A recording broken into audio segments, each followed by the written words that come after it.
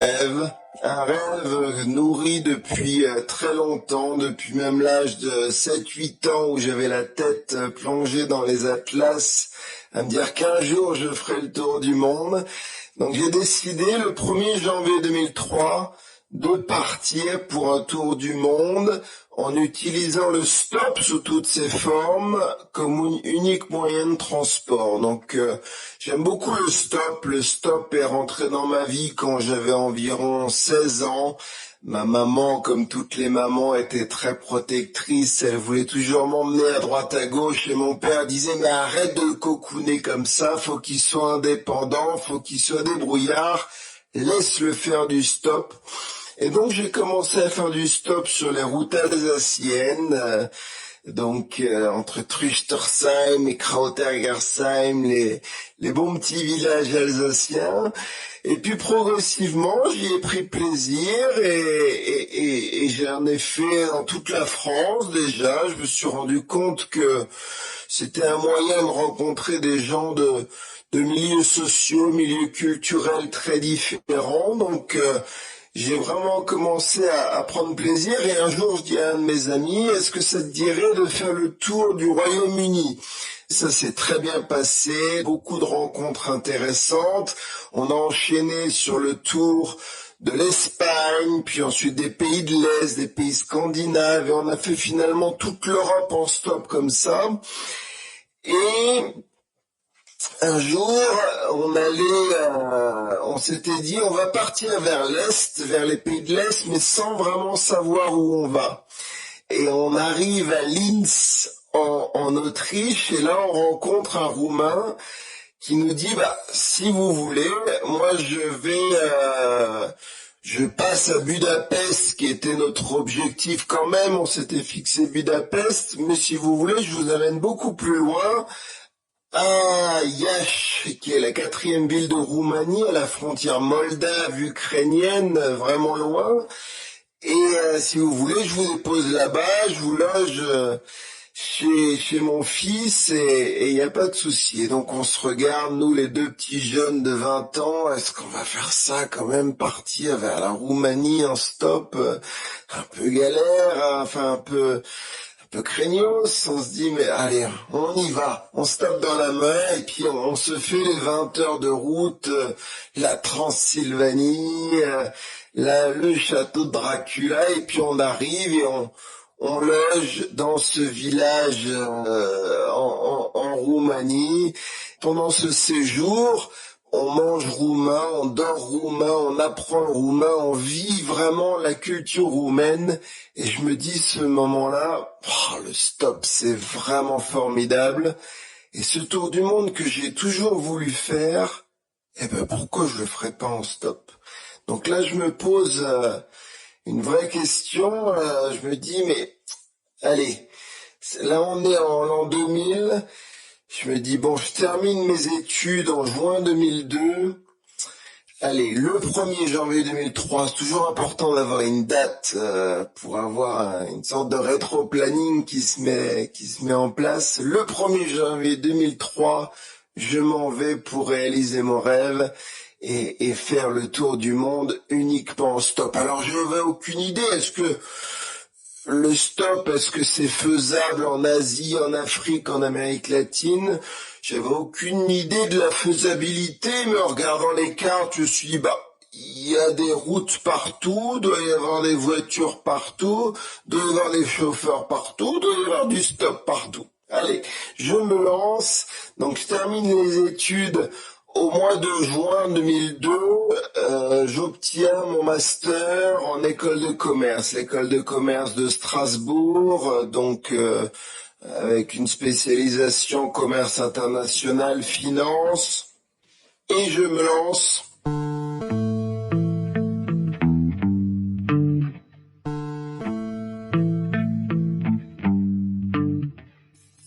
En janvier 2002, il fallait que je trouve un stage de fin d'études, un stage de 6 mois pour clôturer mes études. Et C'était un moment où la situation économique était plutôt bonne. Je pose candidature chez Deloitte, donc un cabinet de consulting. Et l'entretien se passe tellement bien que quelques jours plus tard, au lieu d'avoir une offre de stage, je reçois une offre d'emploi. Et donc là, c'est un moment clé pour moi. C'est un moment où je me pose cette question parce que c'est une belle offre d'emploi, le rêve entre guillemets, enfin quelque chose de sympa pour un jeune étudiant qui sort d'école de commerce. Et donc ça me met quelque part la vision. Est-ce que je veux cette vie toute tracée entre guillemets?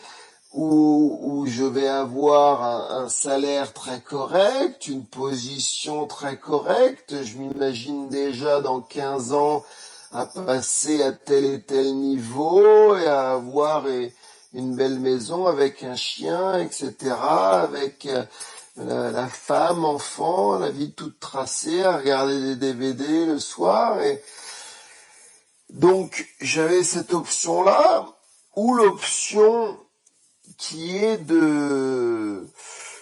d'être complètement dans l'inconnu et d'aller au bout de mon rêve, c'est-à-dire de faire ce tour du monde en stop, d'aller dormir au bord des routes du monde et de pas savoir à 20 heures où je vais dormir le soir même. Donc c'est un moment de choix très important dans ma vie. Donc c'est des moments pas faciles parce que c'est des moments qui vont décider de mon avenir. Donc j'ai beaucoup j'ai pas vraiment beaucoup d'hésitation à vrai dire, parce qu'au fond de moi je suis quand même convaincu et donc je décide à ce moment-là de dire non, je refuse l'offre d'emploi qui m'est proposée. Et je reste dans cette lignée de partir le 1er janvier 2003. Le 24 décembre, je passe Noël en famille. Donc une belle célébration festive, familiale. Et le 26 décembre, c'est le moment du départ avec la famille.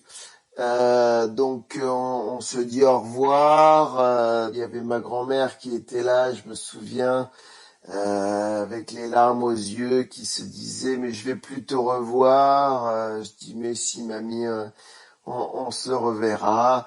Donc c'est des moments pas faciles de dire au revoir en se disant, parce que je pars pour 1 à 2 ans, mais sans vraiment savoir combien de temps ça va durer. Et puis je suis un peu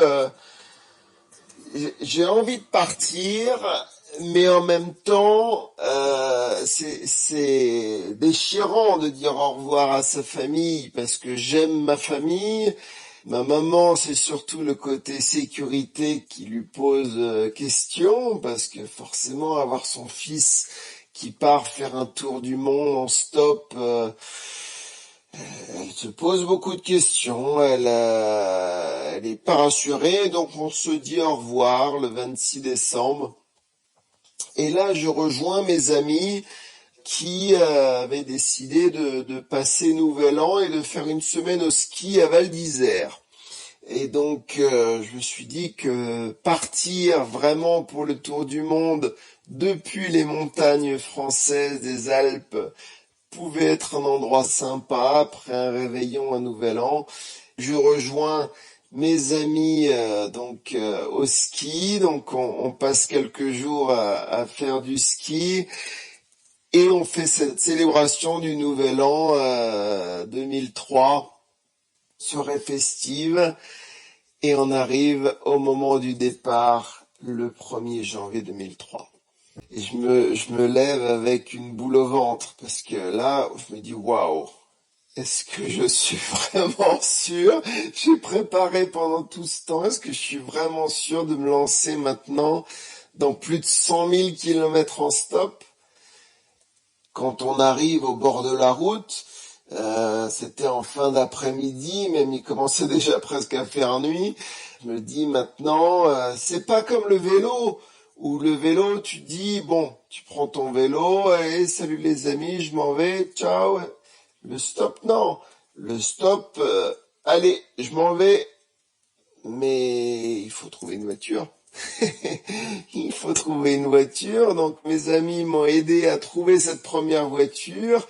Un conducteur, je me souviens, un Wallon qui m'a parlé pendant 1 heure et demie de la guéguerre entre les Wallons et les Flamands. Et voilà, mon tour du monde est lancé à ce moment-là et je me lance avec beaucoup d'incertitudes dans la tête. Il va falloir à ce moment-là que je m'habitue à vivre dans l'incertitude complète parce que le stop, c'est toujours l'incertitude, c'est ne pas savoir ce qui va se passer dans 10 minutes. C'est pas savoir à 20 heures où tu vas dormir le soir même. Et c'est toujours comme ça. Alors j'ai ma tente, j'ai un petit sac avec suffisamment d'affaires pour 8 jours. Il faut que je lave mes affaires tous les 8 jours, mais c'est très peu. Le stop, c'est l'aventure, et donc je sais pas à ce moment-là ce qui m'attend, mais je pars en direction de l'Afrique. Donc je quitte les montagnes de Val d'Isère, je vais vers Saint-Étienne, vers Toulouse, vers l'Espagne, vers Algeciras, vers le Maroc, vers la Mauritanie, vers le Sénégal.